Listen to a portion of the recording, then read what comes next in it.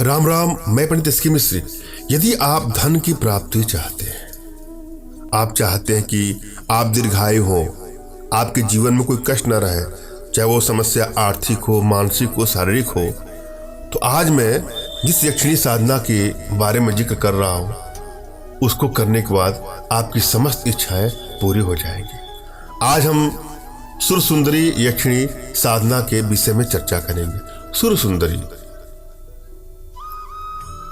Video को अंत तक आपको देखना है, एक एक स्टेप को सुनना है, समझना है, और एक लाइन भी आपको भूल से भी मिस्टेक नहीं करना है।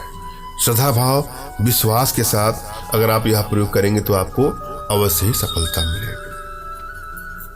यक्षिणी की साधना से पूर्व प्रत्येक साधक को कुछ बातों को बहुत ध्यान देना जरूरी हो जाता है। कुछ निर्देश है, अगर हम इनको फॉलो करते हैं तो सिद्धि प्राप्त होना बहुत आसान है, और यदि इनको हम फॉलो नहीं करेंगे तो सिद्धि प्राप्त होना असंभव है। किसी भी साधना को प्रारंभ करने से पूर्व साधक को उसके प्रति पूर्ण श्रद्धावान, विश्वासी, आस्थावान एवं धैर्यवान होना आवश्यक है। जो साधक साधना के प्रति अश्रद्धा अथवा अनास्था रखते हैं, उन्हें सिद्धि प्राप्त नहीं होती है।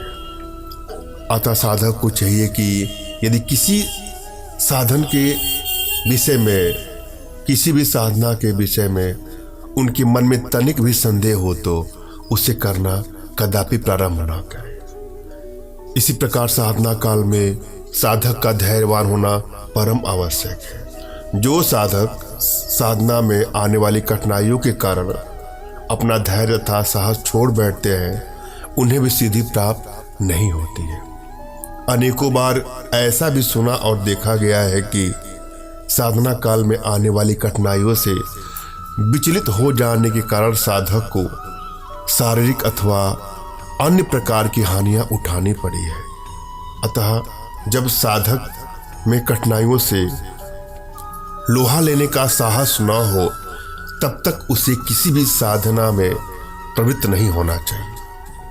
तांत्रिक साधना का मार्ग खतरों से भरा हुआ होता है। इसमें तनिक भी असावधानी, प्रमाद, भूल अथवा साहसहीनता साधक के लिए प्राणघातक सिद्ध हो सकती है। पहले तो जाने कि यक्षिणी क्या है। हिंदू धर्मशास्त्रों में मनुष्येतर जिन प्राणी जातियों का उल्लेख हुआ है, उनमें देव, गंधर्व, यक्ष, किन्नर, नाग, राक्षस, पिशाच आदि प्रमुख हैं। इन जातियों के स्थान, जिन्हें लोक कहा जाता है, भी मनुष्य जाति के प्राणियों से भिन्न पृथ्वी से कहीं अन्यत्र अव्यवस्थित है। इनमें से कुछ जातियों का निवास आकाश में और कुछ का पाताल में माना जाता है। इन जातियों का मुख्य गुण इनको सार्वभौमिक संपन्नता है, अर्थात इनके लिए किसी वस्तु को प्राप्त कर लेना अथवा प्रदान कर देना सामान्य बात है। ये जातियां स्वयं विविध संपत्तियों की स्वामिनी हैं। मनुष्य जाति का जो प्राणी इनमें से किसी भी जाति के किसी प्राणी की साधना करता है, अर्थात उसे जप, होम, पूजन आदि द्वारा अपने ऊपर अनुरक्त कर लेता है, उसे ये मनुष्येतर जाति के प्राणी उसकी अभिलाषित वस्तु प्रदान करने में समर्थ होते हैं। इन्हें अपने ऊपर प्रसन्न करने एवं उस प्रसन्नता द्वारा अभिलाषित वस्तु प्राप्त करने की दृष्टि से ही इनका विविध मंत्रोपचार आदि के द्वारा साधन किया जाता है, जिसे प्रचलित भाषा में सिद्धि कहकर पुकारा जाता है। यक्षिणियां भी मनुष्येतर जाति की प्राणी है। ये यक्ष जाति के पुरुषों की पत्नियां हैं और इनमें विविध प्रकार की शक्तियां सन्निहित मानी जाती हैं।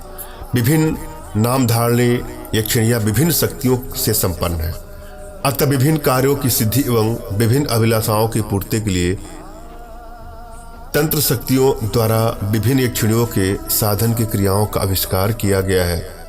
यक्ष जाति चूंकि चिरंजीवी होती है, अतः यक्षिणियां भी प्रारंभिक काल से अब तक विद्यमान है, और वे जिस साधक पर प्रसन्न हो जाती हैं, उसे अभिलाषित वर अथवा वस्तु प्रदान करती है।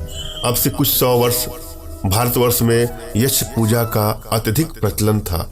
अब भी उत्तर भारत के कुछ भागों में जखैया नाम से यक्ष पूजा प्रचलित है। पुरातत्व विभाग द्वारा प्राचीन काल में निर्मित यक्षों की अनेक प्रस्तर मूर्तियों की खोज की जा चुकी है। देश के विभिन्न पुरातत्व संग्रहालयों में यक्ष तथा यक्षिणियों की विभिन्न प्राचीन मूर्तियां भी देखने को मिल सकती हैं। कुछ लोग यक्ष तथा यक्षिणियों को देवता तथा देवियों की ही एक उपजाति के रूप में मानते हैं और उसी प्रकार उनका पूजन तथा आराधना आदि भी करते हैं। इनकी संख्या सहस्त्रों में है।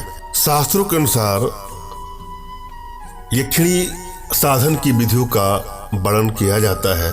शास्त्रों में लिखा गया है कि साधन काल में तथा उसके पश्चात साधक को चाहिए कि वह मांस, मदिरा एवं पान का परित्याग कर दे और किसी का स्पर्श न करे।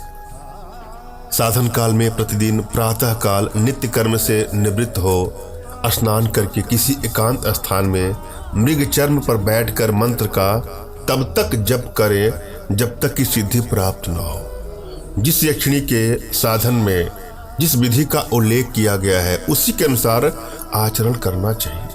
यक्षिणी का ध्यान करते समय उसका माता, भगिनी, पुत्री अथवा मित्र के रूप में चिंतन करना। और जब भी आप कोई साधना करें तो गुरु की सानिध्य में करें। साधना के विषय में आप कुछ भी जानना चाह रहे हो तो कमेंट बॉक्स के नीचे आपको टाइप करना है। साधना विधि पर चलेंगे हम। दिन में 3 बार एक लिंग महादेव का पूजन करना है और जो मैं मंत्र बताऊंगा उस मंत्र को तीनों काल में 3-3 हजार जपना है। सुबह, दोपहर, शाम 3-3 हजार आपको मंत्र जपना है 1 महीने तक। इतना करने से सूर्य सुंदरी यक्षिणी प्रसन्न होकर साधक के समीप आती है। जब यक्षिणी प्रकट हो उस समय साधक को चाहिए कि वह उसे अर्घ्य देकर प्रणाम करे। जब यक्षिणी यह प्रश्न करे कि तूने मुझे कैसे स्मरण किया, उस समय साधक को यह कहना चाहिए कि हे कल्याणी, हे माता, मैं दरिद्रता से दग्ध हूँ, आप मेरे दोष को दूर करें। यह सुनकर यक्षिणी प्रसन्न होकर साधक को दीर्घायु एवं धन प्रदान करती है। इस प्रयोग में जिस मंत्र की आवश्यकता है उस मंत्र को जरा सुनिएगा ध्यान से। ओम ह्रीम आगच्छ आगच्छ सुंदरी स्वाहा। पुनः सुन ले। ओम ह्रीम आगच्छ आगच्छ सुंदरी स्वाहा।